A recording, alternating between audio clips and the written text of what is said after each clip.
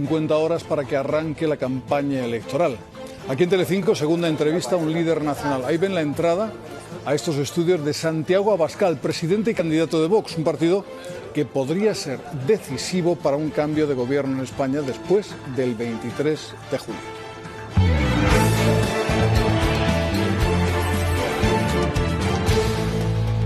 Señor Abascal, muy buenas noches. Bienvenido a Informativos Telecinco. Las últimas encuestas, incluida la que ha realizado la empresa GAT3 para esta casa, indican que el Partido Popular va a ganar las elecciones, pero que va a necesitar del apoyo o de la abstención de su partido, de Vox. En caso de que los resultados fueran esos, ¿exigiría usted entrar en el Ejecutivo y exigiría para usted la vicepresidencia del Gobierno? Yo soy muy reacio a creer en las encuestas, porque las encuestas hace 4 años pronosticaron que Vox iba a perder la mitad de sus 24 diputados, solo un mes antes de las elecciones, y cuando se abrieron las urnas, Vox obtuvo el doble de los diputados que las encuestas pronosticaban. No, el doble no, 4 veces más. Por lo tanto, yo nunca creo en las encuestas, y además se da la circunstancia de que me presento a la presidencia del Gobierno, no a la vicepresidencia. Pero los españoles son los que tendrán que decidir y otorgarnos a cada uno la fuerza que ellos consideren.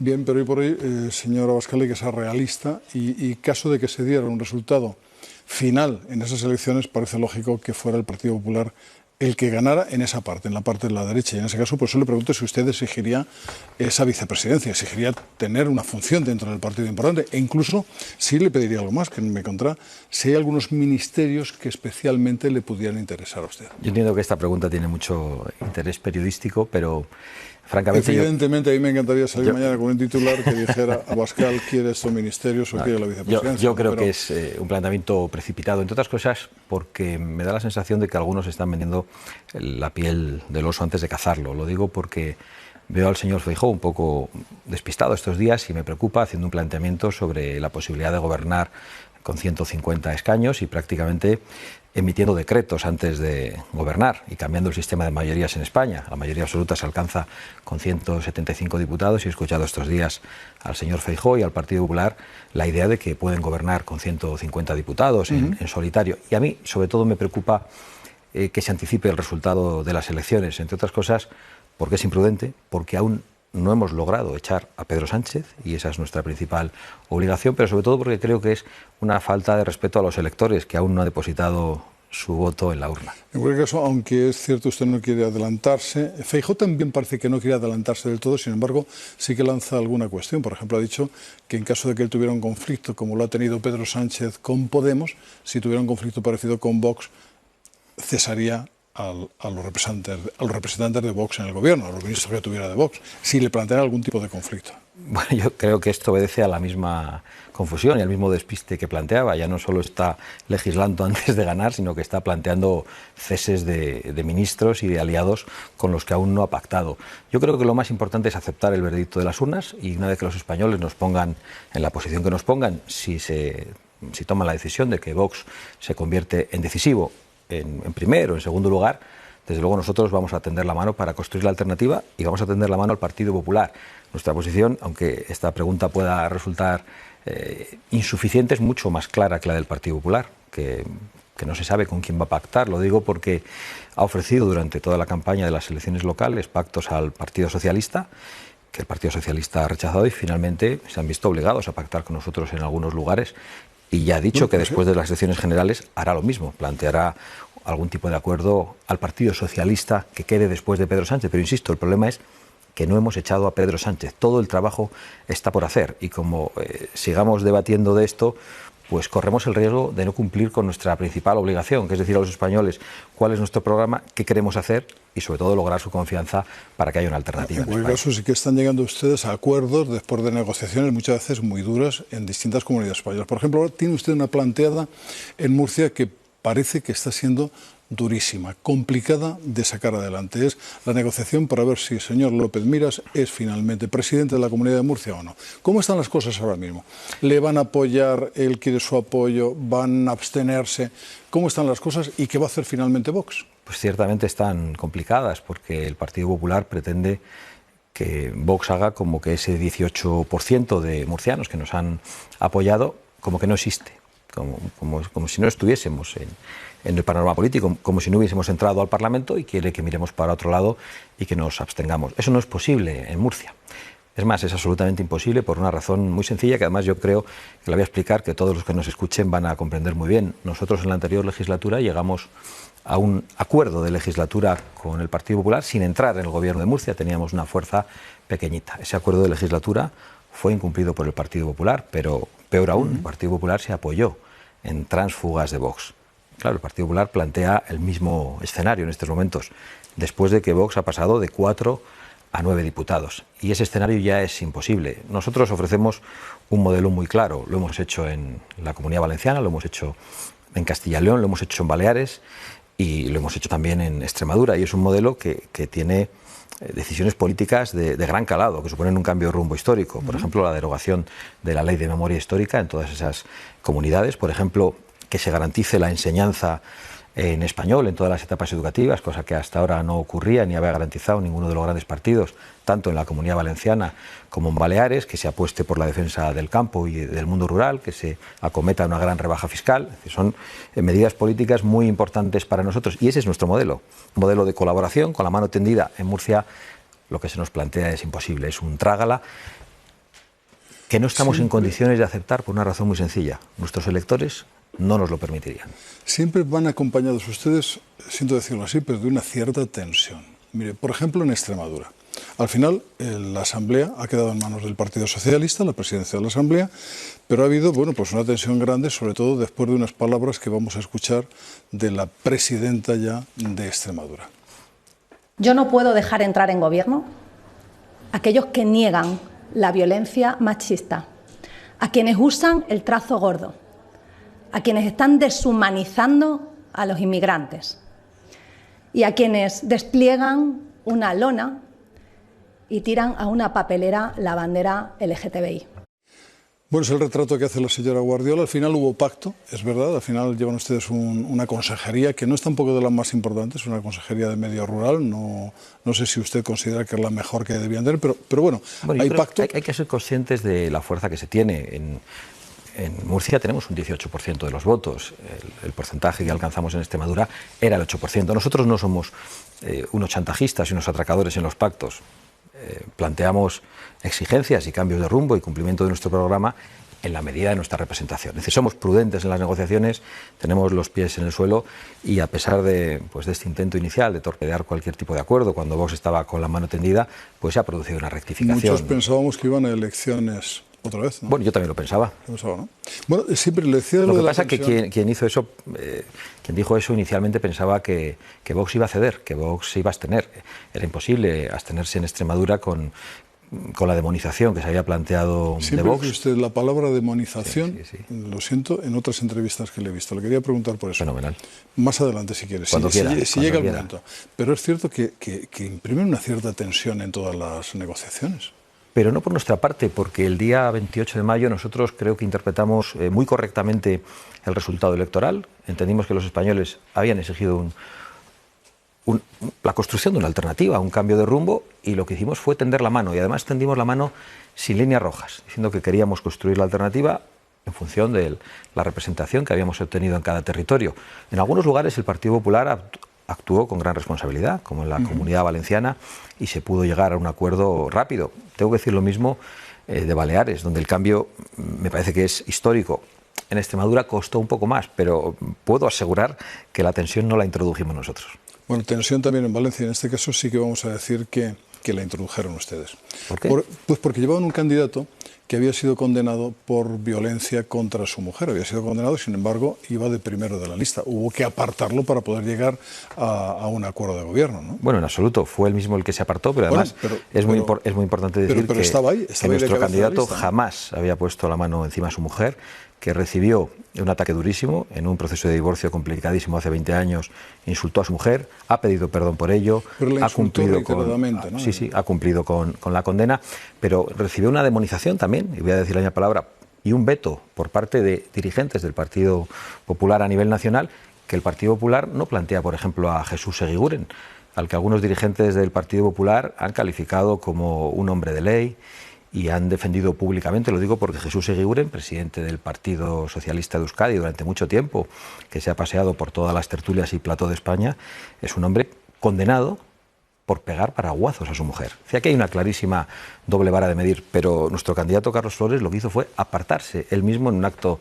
de generosidad para no complicar una negociación y un veto que desde luego no venía desde el Partido Popular de la Comunidad Valenciana, que actuó muy correctamente, que quería un cambio, que quería una alternativa y que yo creo que ha alcanzado con nosotros un acuerdo absolutamente satisfactorio, tanto para los electores del PP como para los electores de Vox en la Comunidad Valenciana. Usted sabe que en estos días se ha planteado muy seriamente, a raíz de este caso, del caso de los señor Flores, que personas con condenas por maltrato no pudieran estar en listas para ocupar puestos en la Administración.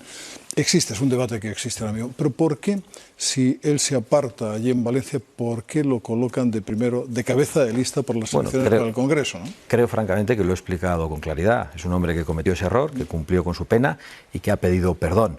En cambio, hay gente que no se ha disculpado, que no ha pedido perdón. A mí me gustaría saber, y es una pregunta que espero que algún día puedan hacerse también en los platos, por qué el líder de la manada, después de tomar decisiones terribles en España que han supuesto la excarcelación de más de 200 violadores, es capaz de concurrir a unas elecciones y no ha quedado inhabilitado para la política de manera definitiva. ¿Cómo es posible que Pedro Sánchez, con su cómplice Yolanda Díaz... El líder de la manada, le dice usted a Pedro Sánchez. Sí, el líder de la manada de ministras que han hecho una ley terrible que ha acabado suponiendo la suelta de violadores, de personas peligrosísimas que están en las calles de España, que van a volver a cometer delitos, que van a volver a violar, porque sabemos que la posibilidad de reincidencia de los agresores sexuales es altísima. ¿Y quién va a ser el responsable cuando alguno de estos asesine a una mujer y la viole? ¿Qué va a hacer Pedro Sánchez? A mí me parece gravísimo entonces, que se esté planteando un debate sobre una persona en concreto por un asunto que desde luego no es comparable como el que está afectando en estos momentos a las mujeres españolas como consecuencia de las políticas de Pedro Sánchez. Pues creo que es una doble vara de medir que nosotros no podemos aceptar. No es por echar una mano a Pedro Sánchez, él pidió perdón, ¿no?, por esta ley, ¿no? Además. Me parece bastante insuficiente pedir perdón por esta ley. Y negoció con el Partido Popular, Partido Popular y Partido Socialista para poner fin a esa situación que se había creado. Sí, pero hay 200 violadores en la calle y más de 1000 que han visto rebajadas sus penas y que saldrán antes de prisión. Creo que eso es de una gravedad extraordinaria y que sea Vox el que pase por ser un partido contrario a la seguridad de las mujeres, cuando es el único partido que exige un endurecimiento durísimo de las penas a los agresores sexuales, pues es algo que resulta de ciencia ficción. A usted se le acusa precisamente de no ser suficientemente claro en la condena de la violencia machista. Sí que es verdad, tengo que reconocer que aquí usted habló de violencia machista en el programa de Ana Rosa. Bueno, lo he hecho, pero sí que se le califica como lo he hecho siempre. Persona... Lo he hecho en el Parlamento, hemos condenado la violencia contra la mujer y somos los más contundentes, no solo en el castigo de los agresores, sino en la defensa de la mujer en todos los ámbitos de privacidad, por ejemplo en los vestuarios, evitando que personas que de repente se autoperciben varones puedan incomodar a las mujeres en sus espacios de privacidad. Somos los mayores defensores de la mujer en el ámbito del deporte para que puedan competir con mujeres y no con personas que físicamente pueden resultar superiores. Y somos los únicos que estamos exigiendo que se persiga a los discursos, bien sean civiles o religiosos, que justifican la violencia contra la mujer. Mientras que hay un gobierno que, con el efecto llamada de la inmigración ilegal, está trayendo a muchas personas que consideran que la mujer es un ser inferior.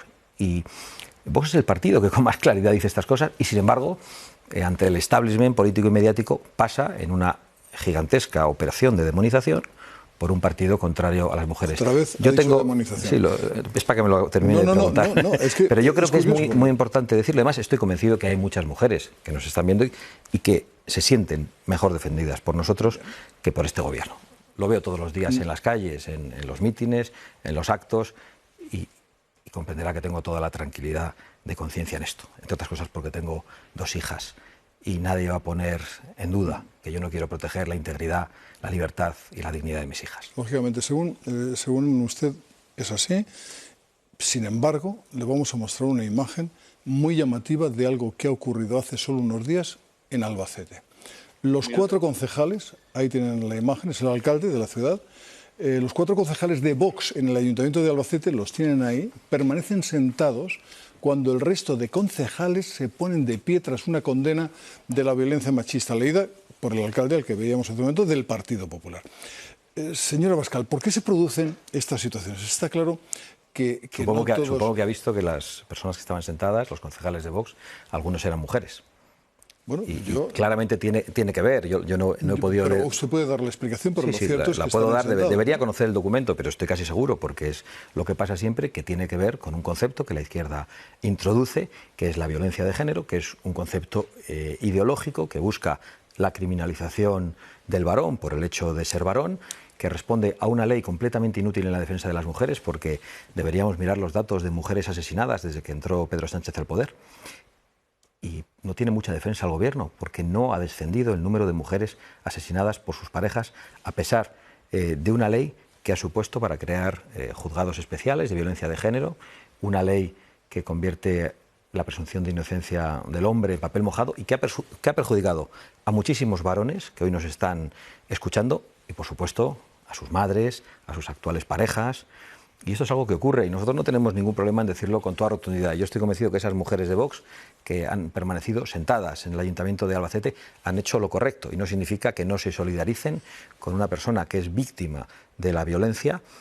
Muy al contrario, significa que no están de acuerdo con un discurso político como el que con toda seguridad no era violencia de género, hablaban de violencia machista. Bueno, en la declaración de Albacete. Tendríamos que verlo. Seguro. Tendríamos que verlo. Sí. Otro asunto que le distancia, porque está usted cerca del Partido Popular para llegar a acuerdos, está llegando a acuerdos, pero hay un asunto que le distancia del Partido Popular en estos días y hasta ahora, como sabe, era costumbre generalizada en nuestro país, que en torno a la fiesta del orgullo, la bandera LGTBI apareciera en consistorios, en gobiernos regionales. De repente llegan ustedes a las instituciones tras las elecciones de mayo y se desata algo que podríamos denominar como la guerra de las banderas. ¿Por qué la retirada de las banderas LGTBI de muchos sitios o no ponerlas, en el caso de que ustedes sean los que administran esa institución? Bueno, para nosotros es muy claro. Nosotros pensamos, en primer lugar, que esa bandera es una bandera ideológica que no representa a todos los homosexuales.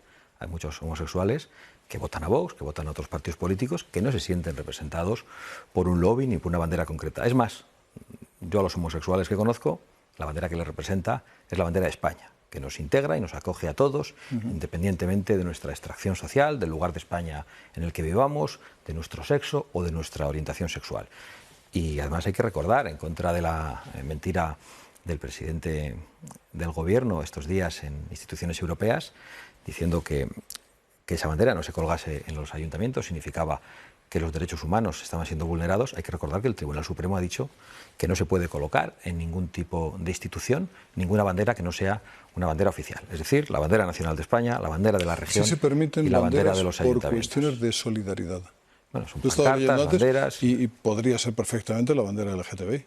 Pues lo que he leído yo del Tribunal Supremo dice otra cosa distinta. Pero en cualquier caso no es un ataque a los derechos humanos. Es totalmente inaceptable. Entonces que el presidente del gobierno vaya a Bruselas a mentir, obviando, por cierto, lo que está ocurriendo en Francia, diciendo que hay un problema de derechos humanos porque no hay una bandera ideológica en un ayuntamiento o en otro, pues es terrible teniendo en cuenta que el presidente del gobierno es un aliado de quienes han asesinado a gente. Es un aliado, en estos momentos, de Bildu, de un partido que lleva en sus listas a asesinos, a personas condenadas por terrorismo, y que va a Bruselas, no solo miente, sino que pretende darnos lecciones. Le voy a preguntar enseguida por Bildu, no se preocupe, que forma parte del temario, absolutamente. Pero sí quería, hablando del asunto LGTBI, de las banderas y de la polémica que haya habido, sí querría que viera algo que ha ocurrido en Mérida la semana pasada. Es el juicio de valor que hace un concejal de su partido acerca de la bandera LGTBI y otras banderas. Seguro que lo conoce. Si seguimos saltándonos la ley, el día de mañana vamos a ver la bandera de los pedófilos y vuestros hijos, mis nietos, pueden estar metidos en eso. ¿No le parece que determinados prejuicios sobre el movimiento LGTBI puede llevar a errores, a equivocaciones de este tipo? Bueno, sin ninguna duda, y escuchadas así cortadas parecen unas declaraciones... Es en síntesis lo que parecen dijo, unas declaraciones desacertadas, escuchadas de esta manera. En cualquier caso, hay otro debate muy importante que tiene que ver con la corrupción de menores y con la sexualización de los niños.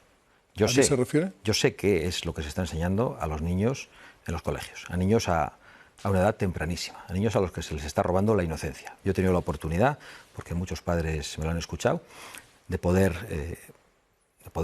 escuchar, de poder ver los contenidos afectivos sexuales que se están enseñando a los niños en los colegios, en ausencia de los profesores, sí, y sin el conocimiento de los padres. Y son contenidos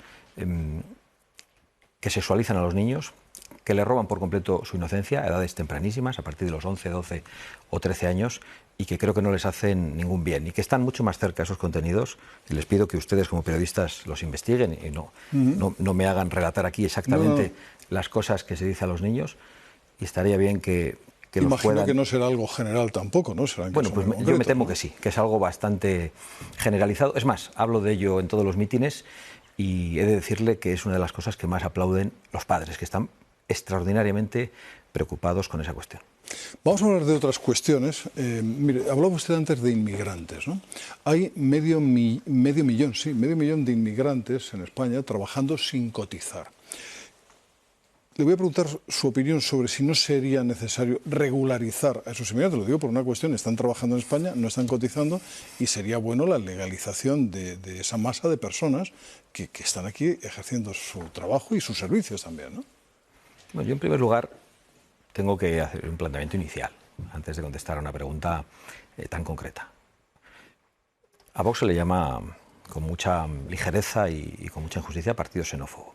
Nuestros actos están llenos de personas extranjeras que han llegado a España legalmente, que están codo con codo trabajando con nosotros y que se sienten no solo acogidos y respetados por nosotros, sino que además tienen nuestro mismo planteamiento en contra de la inmigración ilegal y masiva. Lógicamente, mi opinión sobre personas contratadas ilegalmente entenderá que es muy negativa, tanto respecto a las personas que hacen los contratos como en relación a esos que han llamado de manera masiva a la inmigración, a las mafias del tráfico de personas, en colaboración con ONGs que van a buscarles muy cerca de los puertos de salida y les traen a veces en unas condiciones de gravísimo riesgo para su vida a nuestro país, condenándoles a la incapacidad de adaptación, a la delincuencia y a muchas personas en muchos barrios, a muchos españoles, condenándoles a la inseguridad, pero también destruyendo los salarios en España.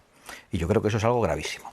Se habla mucho de la necesidad de traer inmigración para pagar las pensiones por el problema de natalidad que tiene España.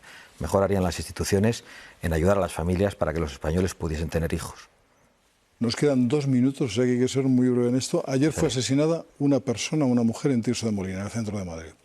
Usted recogió una información que venía de una página, no recuerdo bien cuál era, y que culpaba a unos magrebíes del acto. Y la lanzó. Lo digo porque a veces hay como una cierta facilidad de publicar estas cosas cuando parece que son magrebíes. Al final los han detenido y eran españoles de Madrid. Bueno, pues la verdad es que parece una equivocación, haciéndose eco de una noticia que tiene un error, pero he de decirle que el dato de este tipo de crímenes, de las violaciones perpetradas por extranjeros, es muy claro. No lo ha podido ni siquiera negar Pedro Sánchez en el Congreso porque es un dato del Ministerio del Interior. Y está muy por encima del porcentaje de inmigrantes que hay en España, igual que las cárceles. Y alguno dirá, bueno, es gente más desfavorecida que se ve obligada a la delincuencia. Hay muchos españoles desfavorecidos, muchos españoles sin recursos, muchos españoles pobres que no se convierten en delincuentes. Bien, pero parece que a veces hay una cierta inquietud a la hora de culpar precisamente a los magrebíes. Es fácil para un grupo, quizá para ustedes, creer más fácilmente que se trata de unos magrebíes los que han cometido el acto, ¿no? Pero quizá por una cuestión porcentual, por los propios datos que publica el Ministerio del Interior. Sí, es más fácil. También es más fácil pensar que lo que está pasando en Francia tiene que ver con un problema de inmigración masiva en Francia y no con los videojuegos, como dice el señor Macron mientras va a un concierto del Elton John. Pues le tengo que hacer la última pregunta porque ya nos vamos. Le había dicho que le preguntaría por Bildu al final. Y le voy a preguntar, ¿usted va a exigir si llega a algún acuerdo de gobierno con el Partido Popular la ilegalización de Bildu, que hoy es la primera fuerza en escaños en los municipios del País Vasco?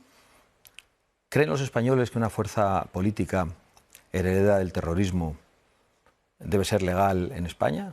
Yo creo que debe ser ilegal. Y yo creo que es intolerable que el Partido Popular y el Partido Socialista hayan votado en contra de su ilegalización en el Congreso de los Diputados. Y nosotros, desde luego, en la medida de las fuerzas que nos den los españoles, esa es una de las cosas que vamos a poner encima de la mesa. Señora Abascal, gracias por haber estado con nosotros en Informativo Telecinco. Enseguida empiezan las elecciones y nosotros ya nos tenemos que despedir. Así que a 3 días de que dé comienzo la campaña electoral al Balago,